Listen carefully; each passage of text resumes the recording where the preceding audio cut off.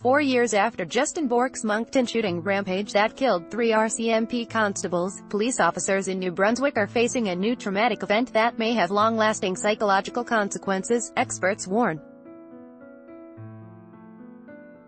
On Friday morning in the province's capital, police constables Rob Costello and Sarah Burns were shot and killed while responding to a call at an apartment complex.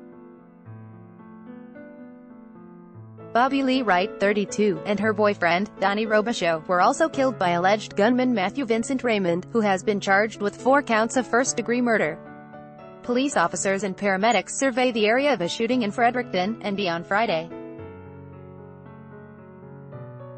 One expert said that, in the aftermath of a traumatic event, police officers can develop operational stress injuries, especially those who have seen both colleagues and friends killed in the line of duty, Keith mentioned. The Canadian Press. One expert said that, in the aftermath of a traumatic event, police officers can develop operational stress injuries, OSI, especially those who have seen both colleagues and friends killed in the line of duty. It is important to understand that behind the badge, we have a human being, said Katie Kamker, a clinical psychologist with the Centre for Addiction and Mental Health, CAMH, in Toronto.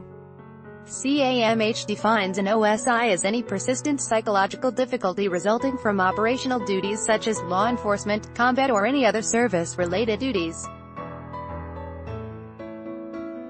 Article continued below. We run away from trauma while police officers go towards it to face it, said Kamker, who is also director of the Badge for Life Canada, an organization that provides support for police and corrections personnel dealing with psychological injuries.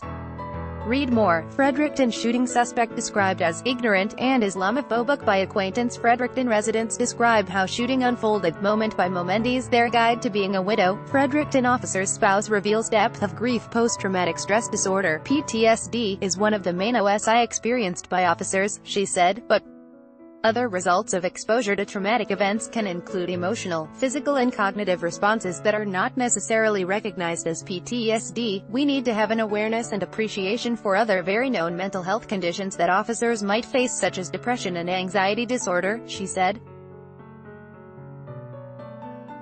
Article continued. Below. Canada had its first national survey looking at operational stress injuries among first responders, published in 2017 in the Canadian Journal of Psychiatry.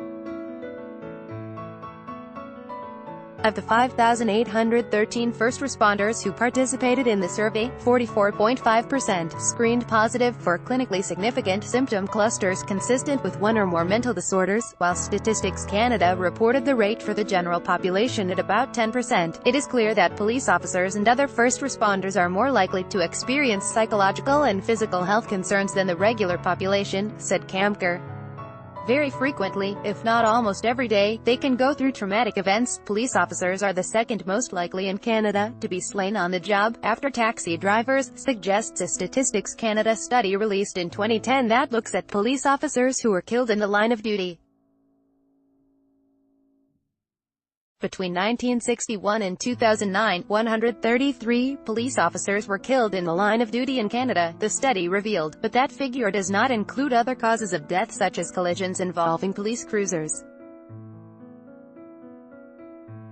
Incidents such as the shooting in Fredericton and the Moncton shooting in June 2014 caused police officers to reflect on their career, said Tom Stamatakis, director of the Canadian Police Association.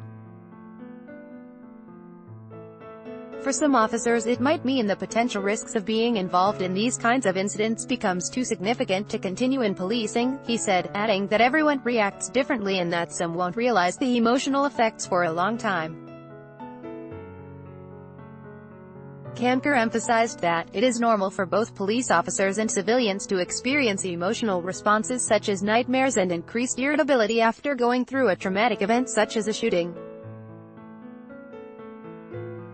However, if they continue or increase over time, interfering with day-to-day life, it is important to seek professional help, she said. Services now have to move to a model where there are regular interventions, said Stamatakis, mentioning that it takes away the stigma of having to ask for help and might reveal problems that officers face earlier on. I think that there is an acceptance that there is an issue and that we need to manage it, he said.